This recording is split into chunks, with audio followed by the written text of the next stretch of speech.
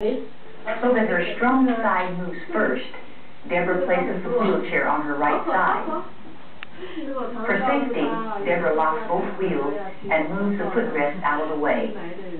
She also locks the wheels of the bed to prevent it from shifting during the move. Deborah raises Mrs. Lee to a sitting position and then lowers the side rail on her strong side.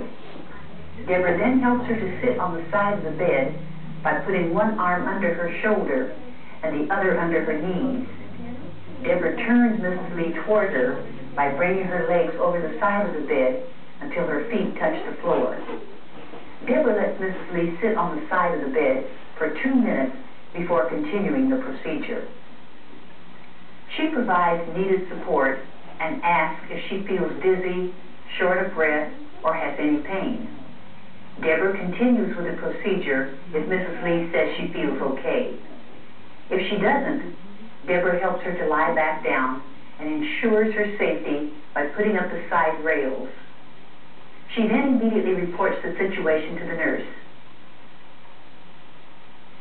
Deborah helps Mrs. Lee put on her robe and non-skid shoes and helps her move close enough to the edge of the bed so that her feet are on the floor. Then Deborah puts a safety belt on Mrs. Lee and asks her to put her hands on her shoulders. Deborah grasps the safety belt on each side of Mrs. Lee's waist and puts the knee, which is farthest from the wheelchair, between Mrs. Lee's legs. She counts to 3. On each count, she rocks back and forth, using the momentum gained by rocking on the count of 3